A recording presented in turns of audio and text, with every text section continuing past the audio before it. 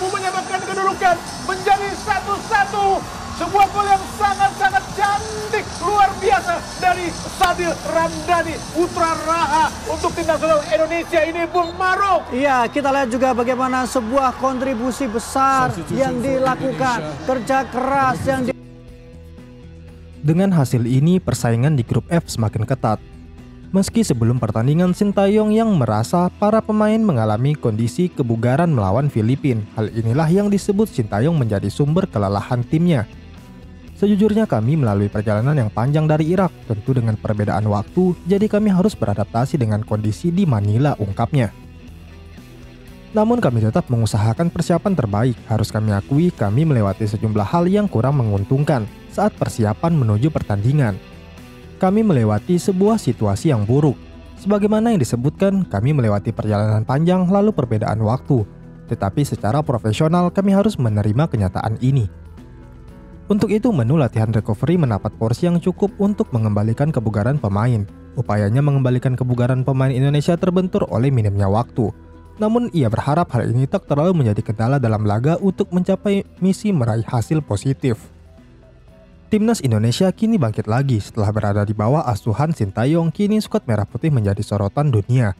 Kini Indonesia telah menunjukkan peningkatan performa yang cukup signifikan. Hal ini dirasakan sejak ditangani oleh pelatih asal Korea Selatan ini. Di bawah asuhan Sintayong, Indonesia senior sudah mengantongi agenda untuk tampil dalam Piala Asia dan Piala Dunia yang akan bertanding. Dengan ini Sintayong berhasil mengukir sejarah baru bagi Indonesia hingga membuktikan kerja kerasnya membawa timnas U20 dan U23 lolos ke Piala Asia. Sintayong kembali membuat skuad merah putih menjadi kebanggaan Indonesia dengan melawan timnas dari berbagai negara lain. Skuad merah putih bahkan mendapat pujian dari mantan pemain timnas Malaysia, Safei Salih, atas permainan Indonesia yang semakin membaik setelah dilatih Sintayong. Dalam satu kesempatan, Safei Salih mengatakan kalau sepak bola Indonesia saat ini sudah berkembang jauh dibandingkan Malaysia. Karena menurutnya Malaysia saat ini terlihat stagnan dan tidak terlihat ada perombakan yang signifikan di dalam skuad inti.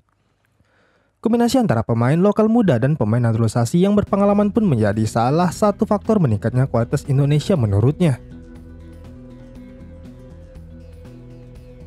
Bukan hanya itu, kehadiran Sintayong juga menjadi faktor penting lainnya di balik kebangkitan Indonesia. Dengan apa yang terjadi pada tim nasional saat ini, aku pikir kami membutuhkan staf pelatih baru. Kita harus melihat keluar karena kita sudah terlalu lama berada di dalam, ungkap Safei Salih. Indonesia membawa tim muda dan potensial dalam turnamen ini, tapi dibandingkan persaingannya, pemain muda itu kurang pengalaman. Tetapi saat ini, timnas Malaysia berhadapan dengan skuad asuhan Sintayong, justru Malaysia harus takluk dari Indonesia dengan skor 1-4. Tidak ada nama Marcelino Ferdinand dalam daftar pemain Indonesia pada duel melawan Filipina. Padahal pemain 19 tahun itu belakangan jadi pemain andalan Sintayong untuk mengisi lini tengah. Lantas mengapa Marcelino Ferdinand tidak ada dalam daftar pemain? Marcelino Ferdinand saat ini mengalami cedera. Dia tengah menjalani perawatan. Cedera itu didapat Marcelino sejak periode Oktober 2023 lalu. Pada laga FIFA Matchday edisi Oktober, Sintayong tetap memanggil mantan pemain Persebaya Surabaya itu ke timnas.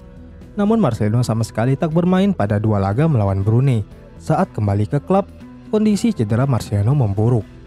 Absennya Marcelino membuat Indonesia kehilangan salah satu pemain kuncinya di lini tengah. Namun ada beberapa opsi yang dapat dipilih untuk menggantikan perannya. Pada duel melawan Irak, ada Ricky Kambuaya yang dimainkan sebagai gelandang serang. Hanya saja performa Kambuaya tidak cukup impresif. Selain Kambuaya, ada Alam Alis dan Arkan Fikri yang bisa jadi pilihan di lini tengah. Lalu jika butuh opsi yang lebih menyerang, Egy Maulana Fikri dan Witan Sulaiman juga dapat menjadi opsi.